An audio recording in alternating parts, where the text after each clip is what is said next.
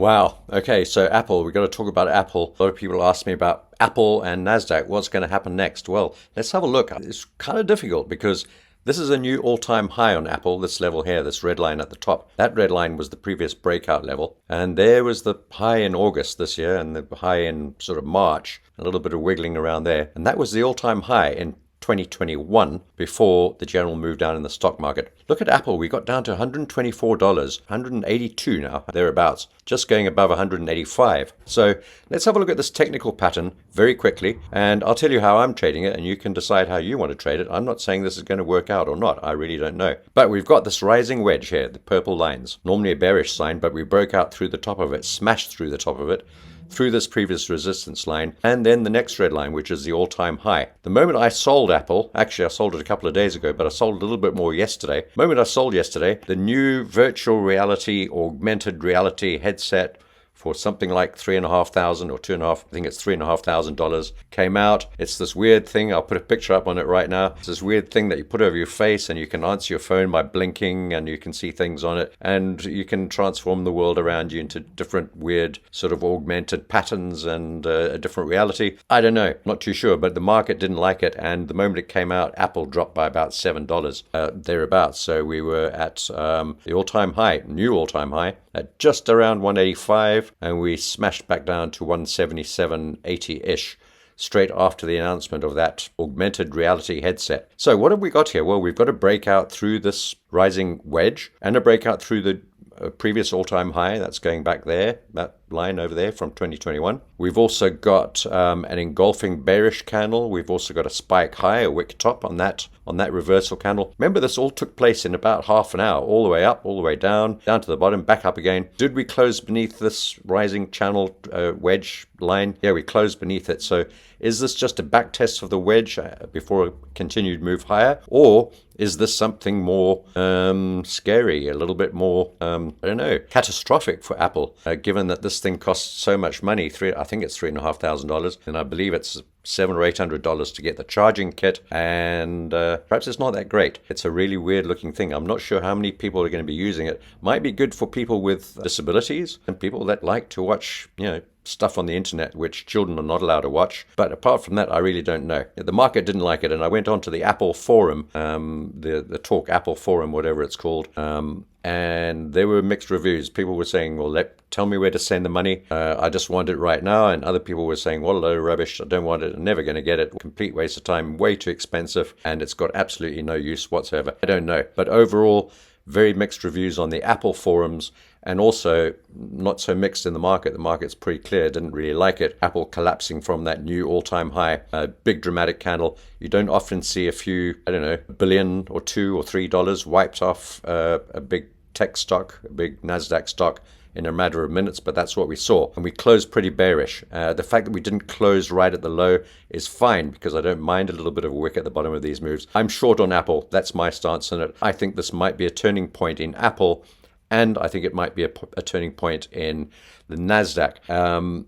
So that's the way I'm trading it. Until proven otherwise, I'm considering that to be a high on Apple at let's call it 185. It's actually just below 185. Until that high is broken, I'm short on Apple. I want to break this upward rising wedge trend line, and I want Apple to get back down into the 160s and potentially even lower. Remember, just a few months ago, beginning of this year, we were down at 120 something. This is now 180. If we compare that to NASDAQ, let's quickly have a look at the NASDAQ, because I don't want to talk about this too much because the markets will be opening soon. I've got similar pictures drawn on the NASDAQ. And then Nvidia down here is another picture, another interesting one. I've done a video on this. Go and have a look at one of my last videos.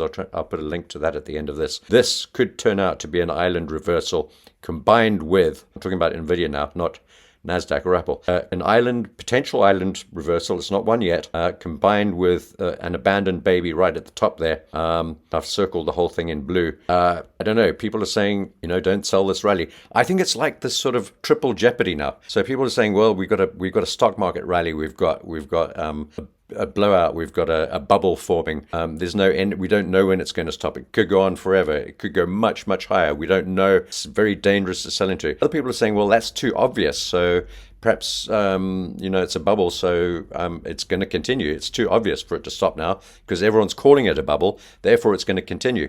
Other people, the triple Jeopardists, are saying, well, people are saying it's a bubble, it's got to reverse. Other people are saying it's a bubble, so it's not going to reverse. And then those are saying, well, because they've said it's a bubble, it's going to reverse. And then other people have said it's a bubble, it's not going to reverse, but it actually will reverse. We'll go back to the original one, triple Jeopardy. I think that's what we might have. I'm pretty short on Nvidia right now. I'm short on that, and I'm also short on NASDAQ. Now, this is kind of contra trend, but in the end, it turns out to be the original idea, which is all very weird. Have a look at NASDAQ. Well, you know, where were we at the beginning of the year? We were at 11,000, just above 10,000. We're now at about 14.5. If you look at that number from the bottom to the top, let's take it right from the bottom, December last year to where we are now. That is a 38% rally. That's a 37.5% rally so far this year. It's obviously unsustainable. It's not going to carry on forever. But we've got all-time highs just above us. We've got this high here. We've got the 78.66% fib. We've got an incredibly steep rise and also breaking out convincingly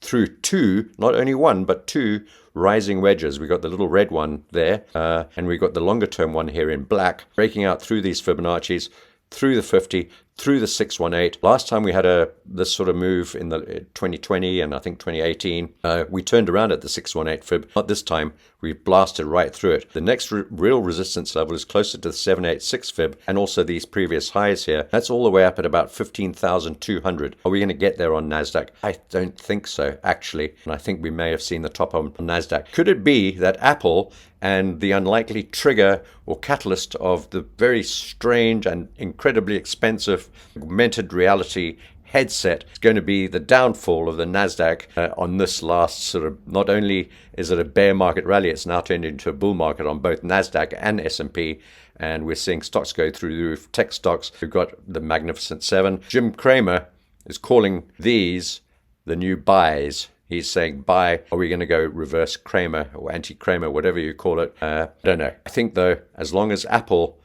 which is really the largest portion or the biggest single portion of the NASDAQ, if Apple fails where it is right now, we could see these weird augmented reality headset things, and Apple's last iPhone 14, which is really just an iPhone 1 with a little bit of update to Siri's voice. Very disappointing. I think this headsets might be fantastic, but I think it's early, it's expensive, and it's clunky. It's a bit like the beginning of cell phones and the internet. It's a little bit, I don't think this is going to be the thing that brings the NASDAQ and Apple and all the rest, Nvidia and all the chip stocks. I don't think they're going to be too enamored by this whole thing. And if you look at this chart here, it's got all the signs: bearish engulfing, spike high, fake breakout through, potential fake break, not necessarily, through the rising wedge, breakout through the new time, the old all-time high, creating a new one, and a breakout back down below it, failing at it, failing just inside that rising wedge, and overall just a pretty bearish picture